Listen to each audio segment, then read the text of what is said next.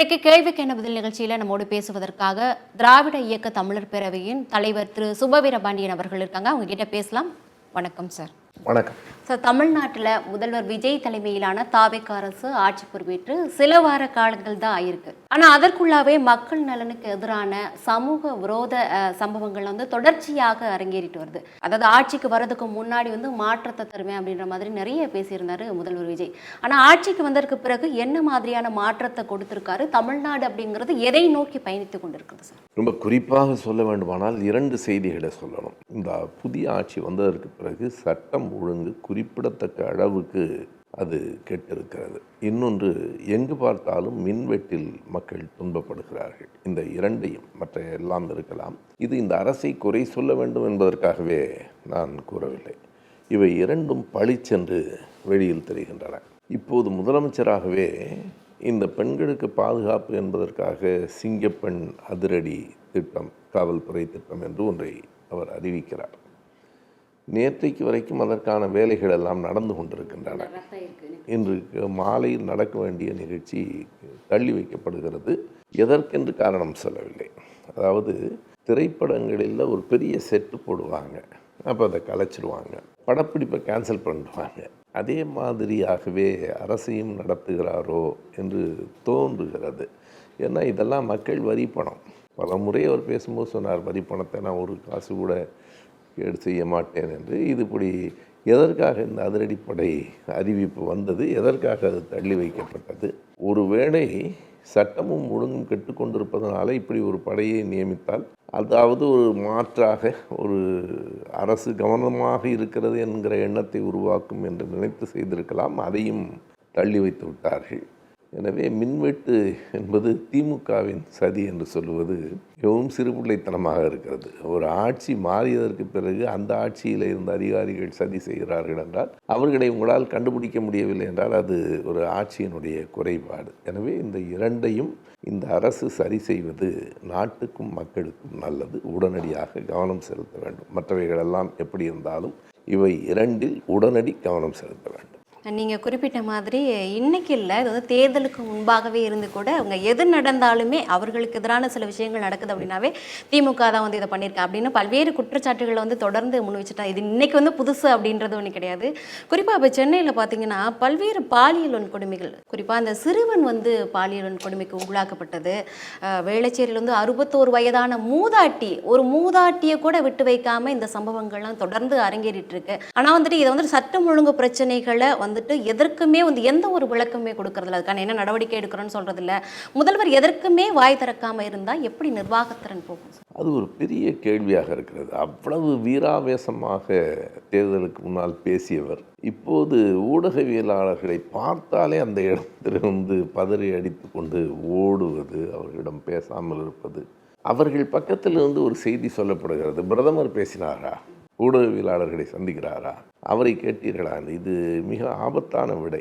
இப்படி சொல்லுவதன் மூலம் அவர்கள் ஒன்று பிரதமரை பின்பற்றுகிறார்களா என்று சொல்ல வேண்டும். இல்ல, மறைமுகமாகவே நீங்க சொல்ற மாதிரி பாஜகவுக்கு ஆதரவான நிலைப்பாடு, பின்னாடி மறைமுகமா பாஜக தான் இயக்குது விஜய் அப்படின்ற மாதிரி அந்த பாதையில தான் இவர்கள் போகிறார்களாங்கிற கேள்வி வருகிறது. அதாவது பிரதமர் எப்பாவது சந்திச்சாரா என்று கேட்பது. யாரை கொள்கை எதிரி என்று அவர் சொன்னாரோ அவர்களை தான் பின்பற்றுகிறாரா என்று ஒரு கேள்வி. ஆனால் எனக்கு ஒரு கருத்து வேறுபாடு உண்டு. பிரதமர் மோடி ஊடகவியலாளர்களை சந்திக்காமல் இருப்பதற்கும் முதலமைச்சர் சந்திக்காமல் இருப்பதற்கும் ஒரு வேறுபாடு உண்டு நான் கருதுகிறேன். அவரை பொறுத்தளவு அது ஒரு அலட்சியம். நான் பிரதம மந்திரி, நீ யார் பத்திரிகையாளர், உனக்கு என்ன கேள்விக்கு நான் பதில் சொல்லுவது என்கிற ஆணவமாகத்தான் அது எனக்கு படுகிறது. பிரதமரிடம் இருப்பது ஆணவம், இவரிடம் இருப்பது அச்சம். இவர் ஊடகவியலாளர்களை சந்திக்க அச்சப்படுகிறார் என்றது. நான் இவரை குறைத்து மதிப்பிடுவதெல்லாம் நமக்கு நோக்கமில்லை. இது ஒரு பார்வை. என்னோட பார்வையில் இவர் ஆணவத்தில் இல்லை, அச்சத்தில் தான் ஓடுகிறார் அப்படின்னு தோணுது. எனவே இன்றைக்கு இருக்கிற நிலையில் எல்லாவற்றுக்கும் திமுக காரணம் என்று தேர்தலுக்கு முன்னால் சொன்னாலாவது குற்றம் இல்லை. தேர்தல் முடிந்து நீங்கள் ஆட்சிக்கு வந்ததற்கு பிறகு திமுக தான் காரணம் என்றால், ஆட்சியில் இருப்பது நீங்களா திமுகவான்னு ஒரு சாதாரண மனிதனுக்கு கூட கேள்வி வரும். இப்போ வந்து இந்திய அளவில் இருக்கக்கூடிய பிரதமராக இருக்கட்டும், இல்லை மாநில அளவில் இருக்கக்கூடிய வந்து முதல்வராக இருக்கட்டும், 2 பேருமே வந்து உயரிய பொறுப்புகளில் இருக்கக்கூடிய ஒரு அதிகாரிகளாக இருக்காங்க. அப்போ வந்து நாட்டில் என்ன நடந்தாலும் அதற்கான விளக்கத்தை கொடுக்க வேண்டியது அவர்களுக்கு வந்து தலையாய கடமையாக இருக்குது அப்படின்னு தானே சொல்லலாம். அப்போ அச்சமாக இருந்தாலும், அதிகாரமாக இருந்தாலும், சர்வாதிகாரமாக அப்படின்னு நம்ம வச்சுக்கிட்டாலும் கூட இது எப்படி சாத்தியப்படும்? நிர்வாகத்திறன் அப்படின்னு வரும்போது எப்படி சாத்தியப்படும்? இது கடமை தவறுவதாகவும் ஆகும். உங்களுக்கு உள்ள பொறுப்புகளில் ஒன்று. நீங்கள் மக்களுக்கு பதில் சொல்லுகிற இடத்தில் இருக்கிறீர்கள், ஊடகவியலாளர்கள் அல்ல. அவங்க வந்து மக்களினுடைய சந்தேகங்களை தான் ஊடகத்தின் கேட்கிறார். வாயிலாக மக்களுக்கு கருத்துக்களை கொண்டு போய் அவங்க சேர்க்கிறாங்க. அன்எலெக்டட் லெஜிஸ்லேட்டர்ஸ் என்று சொல்லி ஒரு முறை சொல்வார். இவங்க எல்லாம் வந்து எழுத்தாளர்கள், கவிஞர்கள், ஊடகவியலாளர்கள், தேர்ந்தெடுக்கப்படாத மக்கள் பிரதிநிதிகள். எனவே அவங்க கேள்விக்கு நீங்கள் பதில் சொல்ல மறுப்பது சரி, வேண்டாம். சட்டமன்றத்திலேயாவது சொல்லணும். சட்டமன்றத்திலையும் அவர் வாய் திறக்க மாட்டேங்கிறார். ட்வீட் போடுறாரு வீட்டுக்கு போயிட்டு. வீட்டுக்கு போய்த்தான் இங்கே கேட்குற கேள்விக்கெல்லாம் வீட்டுக்கு போய் பதில் எழுதுகிறார். அதற்கு பிறகு இன்னொன்னையும் நீங்கள் கவனிச்சிங்கன்னா, இப்போது அவரிடமிருந்து பெரிய அறிக்கைகள் கூட எதுவும் வரல. பொது நிகழ்வுகளில் அவர் கலந்துக்கல. சுருக்கமாக சொன்னால் மக்களை விட்டு எங்கேயோ அந்நியமாக அவர் இருக்கிறார். தமிழ்நாட்டுக்கு முதலமைச்சர் தமிழ்நாட்டுக்கு தொடர்பில்லாமலேயே இருக்கிறார். இது ஒன்று. இன்னொன்று, பேச வேண்டியவர் பேசாமல் இருக்கிறார். ஒரு சிலர் பேசிக்கொண்டே இருக்கிறார்கள். அதை இன்னைக்கு வந்து விளையாட்டா பத்திரிகைகள் எல்லாம் நான் பார்க்குறேன். முதலமைச்சர் பேசுவதில்லை, ஆனால் முதல் போட்டு அமைச்சர் பேசுகிறார் என்று எழுதுகிறார்கள். இயல்பாக இன்னொருவர் பேசிக்கொண்டே இருக்கிறார். ரொம்ப குறிப்பாக அமைச்சர் ஆதவ் அர்ஜுனா எல்லாவற்றுக்கும் விடை சொல்லுகிறார். அது என்ன செய்தியை உணர்த்துகிறதுனா, நான் தான் உண்மையான முதலமைச்சர், அவர் சும்மா நிழல் முதலமைச்சர் என்பது போல அவரை ஒரு பொம்மையாக வைத்துக்கொண்டு பின்னால் இருந்து இவர்கள் ஆள்கிறார்களோ என்கிற ஐயம் மிக ஆழமாக வருகிறது. ஏன்னா ஒரு கட்சியிலேருந்து விலகி வருகிறவர்கள் இவரைத்தான் சந்திக்கிறார்கள். எல்லாவற்றுக்கும் இவர்தான் பேசுகிறார். பிறகு இதற்கு முதலமைச்சர் இவர் எல்லாவற்றையும் இவரே கவனித்துக் கொள்கிறார் என்றால் இது ஒரு விதமான ஆபத்தான ஒரு சூழலை நோக்கித்தான் அமைச்சரவை போய்கொண்டிருக்கிறது என்பதற்கான எடுத்துக்காட்டு. இப்போ முதல்வருக்கு போதிய தலைமைத்துவம், நிர்வாகத்திறன் அப்படிங்கிறது இல்லைன்னா, அவருக்கு வந்து ஸ்கிரிப்ட் கொடுத்தா அதை பார்த்து படிப்பார், வசனங்கள்லாம் வந்துட்டு வீர ஆவேசமாக பேசுவார் அப்படின்ற நிலையில் இந்த மாதிரியான ஒரு அந்த ரியாலிட்டிக்கு வரும்போது, ரீல்ஸ் வேற ரியாலிட்டி வேற, அந்த மாதிரியான ரியாலிட்டிக்கு வரும்போது அவருக்கு இந்த மாதிரியான தடுமாற்றங்கள் இருக்குது. அப்போ நீங்கள் சொன்ன மாதிரி பொம்மை அரசு தான் வருது. அப்போ 5 ஆண்டுகளை அவங்க எப்படி கடக்க முடியும்? கண்டிப்பாக இதே மாதிரி ஒரு அரசை கொண்டு போக முடியாது. இது மிக குறுகிய காலம். என்னை பொறுத்தளவு அவர்கள் நம்பிக்கை வாக்கெடுப்பில் வெற்றி பெற்றது 13. அதிலிருந்து கணக்கு வைத்து கொண்டால் கூட இன்னமும் ஒரு மாதம் கூட ஆகலை. அப்படி 20 நாள் கூட ஆகலை. அப்படி இருக்கிற போது நாம் அவசரப்பட வேண்டாம். ஆனால் இதே மாதிரி போவது என்பது சாத்தியமும் இல்லை. இதை அப்படி போகக்கூடாதுங்கிறத விட போக முடியாது. இயல்பாக போக முடியாது. 1 மாதத்துக்கு பிறகு பல பக்கங்கள்லேருந்தும் குரல்கள் வரும். இது எதிர்க்கட்சியினுடைய குரல் மட்டுமல்ல. நீங்கள் யாரிடம் வாக்கு பெற்றீர்களோ அந்த மக்களின் குரலாகவே பெரிதாக எதிரொலிக்க போகிற கட்டம் இன்னும் 1 மாதம் 2 மாதத்தில் வந்துடும். இவர்கள் மாற்றிக்கொள்ளாத பட்சத்தில். மாற்றிக்கொண்டார்கள், முதலமைச்சர் பேசுகிறாரு அப்படின்னா அது வேற. கடைசி வரைக்கும் 5 வருடமும் இப்படி பேசாமே எனக்கு நான் அவரை கேலி செய்வதற்காக சொல்லலை. உண்மையாகவே எப்படி தோன்றுகிறதுனா, எனக்கு அவர் பேசும்போது ரொம்ப வீராவேசமாக இருந்தது தேர்தலுக்கு முன்னாடி. அது இப்போ வெறும் கேமரா ஆக்ஷன் தானோன்னு அப்படிங்கிற மாதிரி. ஏன்னு கேட்டால் இப்போ அவர் எப்படின்னா, காலையில் ஒரு கருப்பு கோட்டை மாட்டிட்டு ஒரு லஞ்ச் பாக்ஸ் எடுத்துகிட்டு வந்துடுறாரு. அது மத்தியானம் அங்கே சாப்பிட்றது ஏன்னா கூட முடித்து சாயந்தரம் பெல்லடிச்சோன்னு வீட்டுக்கு போயிடுறாரு. இது ஒரு பள்ளிக்கூட மாணவனை போல அவர் நடத்தப்படுகிறாரோ அப்படின்னு எனக்கு சந்தேகம். எனக்கு ரொம்ப வெளிப்படையாக சொன்னால், இந்த அரசிடமிருந்து தமிழ்நாட்டை காப்பாற்றுவது என்பதை தாண்டி உள்ளே ஆட்டி வைக்கிறவர்களிடமிருந்து முதலமைச்சரையும் காப்பாற்ற வேண்டும் என்று எனக்கு தோன்றுகிறது. முதல்வராக தேர்ந்தெடுக்கப்பட்டதுக்கு பிறகு முதல் முறையாக முதல்வர் விஜய் அவர்கள் வந்துட்டு பிரதமரை சந்திக்கிறதுக்காக டெல்லி போகிறாரு. டெல்லி போயிட்டு அவர்கள் என்ன மாதிரியான கோரிக்கைகள் வைத்தாங்கிறது அந்த மாதிரி சில விஷயங்களை வந்துட்டு தமிழ்தாய் வாழ்த்தை வந்து அங்கே போய் கோரிக்கையான ஒரு விஷயமா வந்துட்டு ஒரு மனு மாதிரி கொடுத்துட்டு வந்திருக்காரு. தமிழ்தாய் வாழ்த்து அப்படிங்கிறது மாநிலத்தோட உரிமை. அந்த மாநிலத்துக்கு உரிய அந்த அங்கீகாரத்தை இன்னொருத்தரில் போய் கேட்கக்கூடிய அளவுக்கு தான் தமிழ்நாடு முதல்வர் இருக்கிறாரா? இதனுடைய அவசியம் என்ன? ஏன் நீங்களே இதை முடிவெடுக்கக்கூடிய இடத்துல இருக்கிறீங்களா? எதிர்ப்பு மனப்பான்மை அப்படிங்கிறது அவர்கிட்ட ரொம்ப குறைவாக இருக்கா? அவர் பிரதமரோடு பேசிய நேரம் அளவு ரொம்ப ஒரு முதலமைச்சர் முதலாக தேர்ந்தெடுக்கப்பட்ட பிறகு போய் பார்க்கிறார். எத்தனை செய்திகள் இருக்கும், எவ்வளவு பேசணுங்கிறது ஒரு பக்கம். அதில் அவர் வைத்த ஒரு கோரிக்கை என்பது, இதை பேசாமல் இருந்திருந்தால் கூட பரவாயில்ல, தமிழ்தாய் வாழ்த்து பாடிக்கலாம்னு கேட்குறது தமிழை மேலும் அவமதிப்பதாகிறது. தமிழ்தாய் வாழ்த்தை 3வது இடத்துக்கு தள்ளியதை விட எனக்கு இது கூடுதலான அவமதிப்பாக ஒவ்வொரு முறையும் தமிழுக்கான அவமானத்தை தேடி கொடுத்துட்டே இருக்காங்களே. அதுக்கப்புறம் அங்கே போய் அவங்கள்ட்ட அனுமதி கேட்குறது, தமிழ்தாய் வாழ்த்தை நாங்கள் முதல்ல பாடிக்கலாமா என்று கேட்பதே ஒட்டுமொத்தமாக உரிமைகளை இழப்பதற்கு தயாராக இருக்கிற ஒரு முதலமைச்சரும் தமிழ்நாடு அரசும் என்பது போல தோன்றுகிறது. இந்த கேட்காமல் வந்திருந்தால் கூட இது எங்களுக்கு நாங்கள் இதை பின்பற்றுகிறோம் சொன்னால் கூட அது வேற. அங்கே போய் கேட்கிற போது இவர் எல்லாமே அவர்களிடம் கேட்டு அவர்கள் சொல்லுவதை செய்வதாகத்தான் ஏற்கனவே ஒருத்தர் அப்படித்தானே இருந்தார்.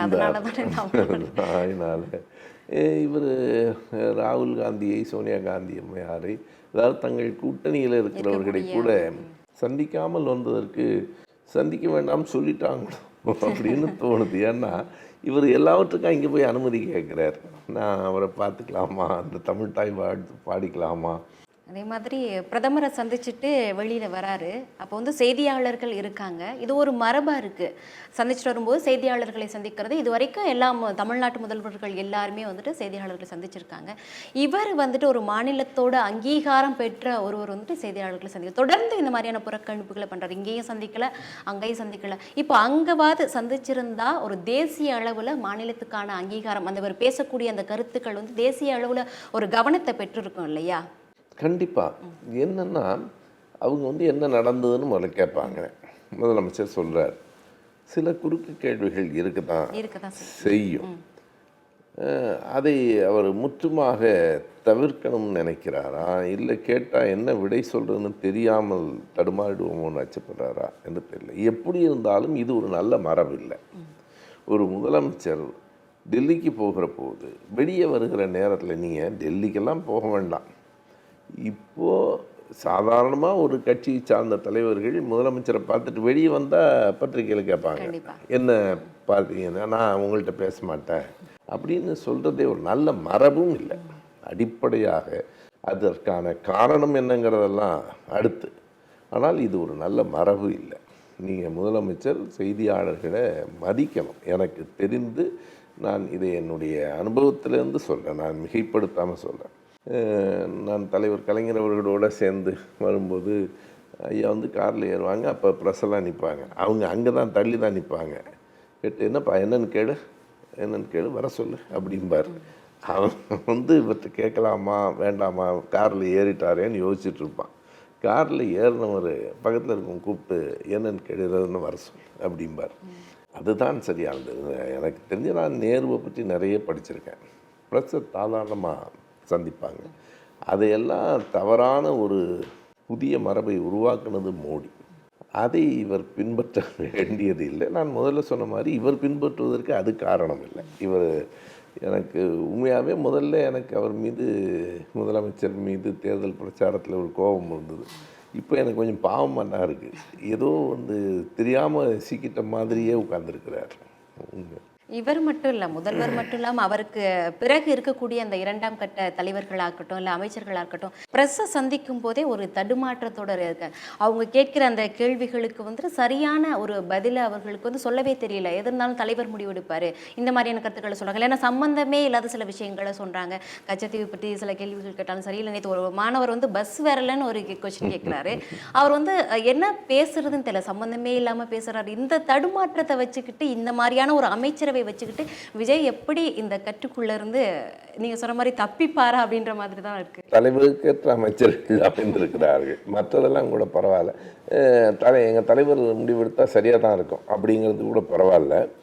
நம்ம போக்குவரத்து துறை அமைச்சர் அது இப்போ இன்றைக்கி எல்லா இடத்துலையும் எல்லா தடங்கள்லையும் ஓடிட்டுருக்கு. இது வெளியே இருந்து பார்க்குறவங்களுக்கு தமிழ்நாட்டு அமைச்சர்கள் இப்படி இருக்காங்களா அப்படின்னு வெல் எஜுகேட்டட் அமைச்சரவை தான் நாங்கள் உருவாக்கியிருக்கோம் அப்படின்னு ஒரு மாதிரி பெருமையை மாறுதட்டிக்கிறாங்க. பட் இந்த மாதிரி சில விஷயங்கள்லாம் வந்துருக்கு.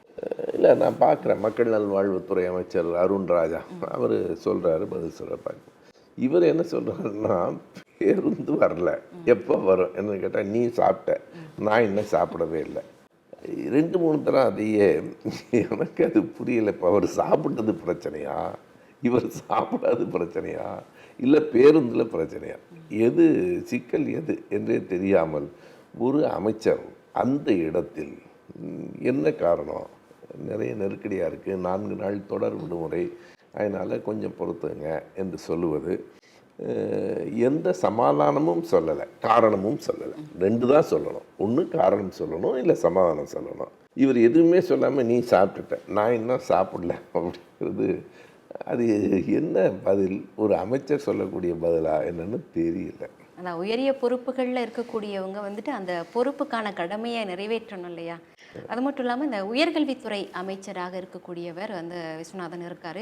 அவர் வந்து அண்மையில் என்ன சொல்லியிருந்தார் அப்படின்னா, இந்த பல்கலைக்கழகங்களோட வேந்தர் பொறுப்பு அப்படிங்கிறது முதல்வர் வந்து அதுக்கு வேந்தராக இருக்கக்கூட வேண்டாம். இந்த வந்து இதை நம்ம போராடி இந்த விஷயத்தை வந்து ரொம்ப பெற்றிருந்தோம். ஏன்னா ஆளுநருக்கும் முதலமைச்சருக்குமான நிறைய விஷயங்கள்லாம் கருத்து வேறுபாடுகள் போய் அது போராட்டமாக மாறி அதற்கு பிறகு இந்த விஷயத்தை நம்ம வெற்றி பெற்று கொண்டு வந்தோம். இந்த விஷயத்தில் வந்து அவ்வளோ ஈஸியாக இந்த மாதிரி முரண்பாடுகளை கொண்டு வந்துடுறாங்க. அப்புறம் சில விமர்சனங்கள் எழுந்ததற்கு பிறகு அதை இல்லை சமாளிச்சுக்கலாம், அதை பார்த்துக்கலாம், அப்படி இல்லை அப்படின்ற மாதிரி குற்றச்சாட்டுகள்லாம் கருத்துக்கள்லாம் முன்வைக்கிறாங்க. இதை எப்படி நம்ம எடுத்துக்கிறது? உயர்கல்வித்துறை விஸ்வநாதன் அவர்கள் சொல்லியிருக்கிற அந்த செய்தி மிக ஆபத்தானது. இப்போ நான் முதல்ல சொன்ன மாதிரி போக்குவரத்துறை அமைச்சர் பேசினார், நீ சாப்பிட்ட நான் சாப்பிடலன்னு, அது ஒரு கேலிக்குரியது. ஆனால் அமைச்சர் விஸ்வநாதன் அவர்கள் சொல்லியிருப்பது தமிழ்நாட்டை அப்படியே அடமானம் வைக்க நாங்கள் தயாராகிவிட்டோம் என்கிற செய்தி. அது நீங்கள் எவ்வளவு பெரிய போராட்டத்திற்கு பிறகு அதை நாம் பெற்றிருக்கிறோம். இதை அவமதிப்பது என்பது தமிழக மக்களின் உரிமையை மட்டுமல்ல, உச்சநீதிமன்றத்தின் தீர்ப்பையும் சேர்த்து அவமதிக்கிற வேலை. எதற்காக ஆளுநர் இருக்கணும்? மக்களால் தேர்ந்தெடுக்கப்பட்ட ஒருவரை விட்டுட்டு ஆளுநரை கொண்டு வந்து வேந்தராக வைப்பது என்ன நியாயம் என்று தான் நம்ம போராடுறோம். ஒரு பல்கலைக்கழக மறுபடியும் ஒன்று சொல்லணும், ஆளுநர் என்பது ஒரு அலங்கார பதவி தான். இன்னமும் சரியாகி சொன்னால் ஆங்கிலேயர்கள் காலத்தில் அந்த பதவி தேவையாக இருந்தது. அவர்கள் ஆளுகிற போது அவன் பிரிட்டன்லேருந்து ஆண்டுகிட்டு இருந்தான். இங்கே டெல்லியில் ஒரு மாநிலத்திலையும் அவங்க என்ன நடக்குதுன்னு சொல்கிறதுக்கு ஒருவரை வைத்திருந்தான். இந்தியாவில் எடுத்திருக்கணும். அரசமைப்பு சட்டத்திலேயே ஒரு காலகட்டத்திற்கு பிறகு அண்ணா அவர்கள் சொன்ன மாதிரி அதை எடுத்திருக்கணும், தேவையில்லாது. ஆனால் சரி, அது ஒரு அலங்கார பதவியாவது இருந்துட்டு போட்டோம். அதில் முழு அதிகாரத்தையும் அவங்கள்ட்ட கொடுக்கறது இவங்க தங்களிடம் இருக்க, அதாவது போராடி உரிமைகளை பெறணும், பெற்ற உரிமையை தானாக முன் வந்து கொடுப்பது என்பது நேர் எதிராக இருக்கிறது. எதை செய்ய வேண்டுமோ அதை செய்யவில்லை என்பதை விட எதை செய்யக்கூடாதோ அதை செய்வதற்கு தயாராகிறார்கள். இதில் விடுதலை சிறுத்தைகளினுடைய பொதுச் செயலாளர் ரவிக்குமார் ஒரு கேள்வியை கேட்டிருக்கார்.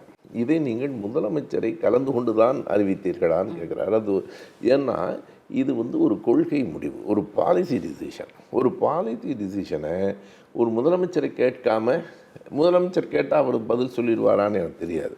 ஆனால் முதலமைச்சரை கேட்டுட்டு இது அமைச்சரவையின் முடிவாக இருக்கணும். நீங்கள் பார்த்தீங்கன்னா பல நேரங்களில் அமைச்சரவையின் முடிவாக இல்லாமல், இப்போது ஆதிதிராவிடர் நலத்துறை என்பதை சமூக நீதித்துறைன்னு மாற்றுறாங்க. இது அமைச்சரவையில் எடுக்கப்பட்ட முடிவான்னு நான் கேட்குறேன். அமைச்சரவையில் எடுக்கப்பட்ட முடிவாக இருக்கணும். ஒரு துறையினுடைய பெயரையே மாற்றுவது யார் மாற்றினார்கள்? என்ன திராவிடங்கிறதுல யாருக்கு அந்த கோபம் உள்ள இருக்குது? எதுக்காக அந்த துறையின் பெயரை மாற்றினாங்க? அதே மாதிரி அமைச்சர் விஸ்வநாதன் சொல்லுவது அவருடைய கருத்தா, அமைச்சரவையின் கருத்தா?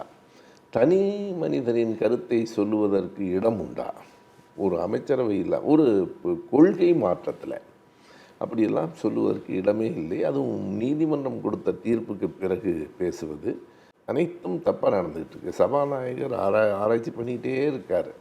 எப்போ அது முடிவு வரும்னு தெரியலை. எனவே ஒன்று, இந்த அரசு இயங்காமல் இருக்கிறது அல்லது தவறாக இயங்குகிறது. இந்த இரண்டுமே ஆபத்தானது. அண்மையில் தொழில்துறை அமைச்சர் கீர்த்தனா வந்துட்டு முதலீட்டாளர்களுக்கு ஒரு அழைப்பு விடுத்திருந்தாரு, நிறைய விஷயங்கள் பண்ணோம் அப்படின்னு. ஒரு ரீல்ஸ் மூலமாக ஒரு அழைப்பு. திமுக அரசு இருக்கும்போது இதற்கான எவ்வளவு நடவடிக்கைகள் எடுத்தாங்க, எந்த மாதிரியான விஷயங்கள்லாம் பண்ணாங்க அப்படிங்கிறது தெரியும். ஒரு ரீல்ஸ் மூலம் முதலீட்டாளர்களுக்கு ஒரு அழைப்பு விடுத்து எவ்வளவு ஒரு அநாகரிகமான விஷயம். ஏன்னா இது எல்லாத்துக்குமே உங்கள் ஆய்வு பண்ணுற சில விஷயங்களாக இருந்தாலும் சரி, எல்லாத்துக்குமே ரீல்ஸ்னு ஒரு ரீல்ஸ் ஆட்சி தான் தொடர்கிறதா? முதலமைச்சர் கூட்டம் நடந்துகிட்டு இருக்கும்போது ஒருத்தர் ரீல்ஸ் எடுக்கிறார். எக்ஸாக்ட்லி. நல்ல வேளை அதை வெளியிடலைன்னு நினைக்கிறேன். ஒரு அமைச்சர் அறிவிப்பை ரீல்ஸ் மூலமாக இதையெல்லாம் எனக்கு மீண்டும் மீண்டும் வருகிற சந்தேகம், இவர்கள் அறியாமல் செய்கிறார்களா அல்லது ஆணவத்தில் செய்கிறார்களா? இந்த 2 கேள்விகள் இருக்கு. அவர்களுடைய தலைவருங்கிற அந்த பின்னணியிலிருந்து வந்தனால இதே அந்த இவர்களும் சரி, ஃபாலோ பண்றாங்களோ? நீங்க எப்படி வேணாலும் இருந்திருக்கலாம். இன்றைக்கு நீங்கள் அமைச்சர்கள், ஒரு நாட்டினுடைய அமைச்சருக்கு என்று பொறுப்புகள் கண்டிப்பாக இருக்கு. அந்த இடத்துக்கு ஒன்று அதை அறிந்து வர வேண்டும், அல்லது வந்த பிறகாவது அறிந்து கொள்ள வேண்டும். நீங்கள் அதை கேட்டிருக்கணும். எவ்வளோ அதிகாரிகள் இருக்காங்க, எப்படி அழைக்கிறது? ஒரு தொழில்துறை அமைச்சர் என்பது ஒரு பெரிய பொறுப்பு.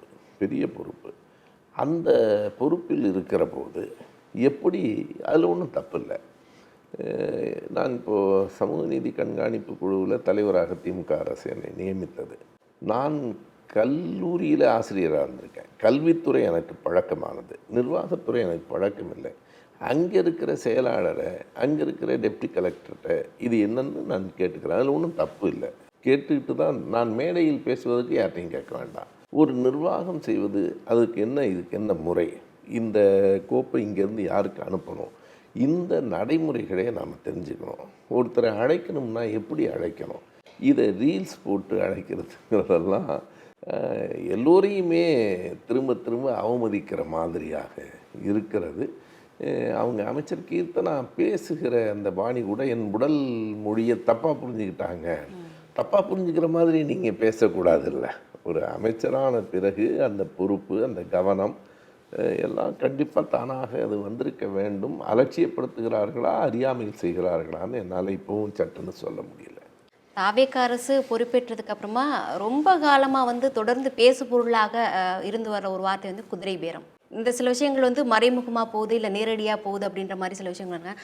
அதிமுக எம்எல்ஏக்கள் 4 பேர் பதவியை ராஜினாமா செய்துவிட்டு தாவேகாவில் இணைகிறாங்க. அதுவும் நீங்கள் குறிப்பிட்ட மாதிரி தலைமைச் செயலகத்தில் இந்த சில விஷயங்கள்லாம் நடக்குது. அது தலைமைச் செயலகமா இல்லை தாவேகாவோட கட்சி அலுவலகமா அப்படின்ற மாதிரி சந்தேகம்லாம் வந்துட்டுருக்கு.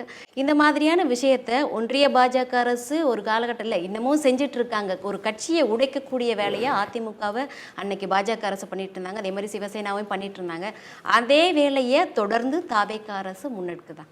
இந்த ஹார்ஸ் ட்ரேடிங்கிற அந்த வார்த்தை உலக அளவிலேயே 19ஆம் நூற்றாண்டில் பேசப்பட்டது.